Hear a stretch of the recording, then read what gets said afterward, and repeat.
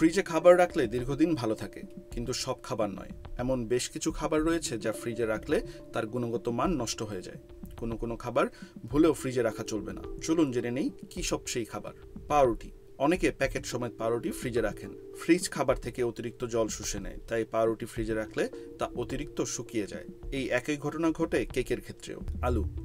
কাঁচা আলু ফ্রিজে রাখবেন না। আলু সবসময় রান্নাঘরের ঝুড়িতে রাখুন। আলু স্টার্চ জাতীয় কার্বোহাইড্রেট। এটি ফ্রিজে রাখলে এতে শর্করার পরিমাণ বেড়ে যায়, অর্থাৎ আলুর স্বাদও মিষ্টি হয়ে যেতে পারে। মশলা। সাধারণত ফ্রিজে রাখার প্রয়োজন পড়ে না মশলাকে, তবু অনেকে মনে করেন এমনটা করলে নাকি দীর্ঘদিন পর্যন্ত মশলা তাজা থাকে। এই ধারণা একেবারেই ভুল। বরং ঠান্ডা জায়গায় মশলা স্টোর করলে এর ভেতরে থাকা ভোলাটাইল তেল শুকিয়ে যায়, ফলে স্বাদ কমতে শুরু করে।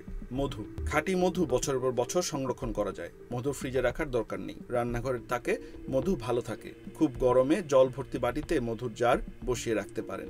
রসুন। আলুর মতো রসুনও রান্নাঘরে ঝুড়িতে রাখুন। রসুন ফ্রিজে রাখলে এর স্বাদ ও গন্ধ দুটোই চলে যাবে। অনেকে খোসা ছাড়ানো রসুনও ফ্রিজে সংরক্ষণ করেন। সেক্ষেত্রে বায়ুবিরোধী পাত্র ব্যবহার করতে পারে, তবে রসুন ফ্রিজে না রাখাই ভালো।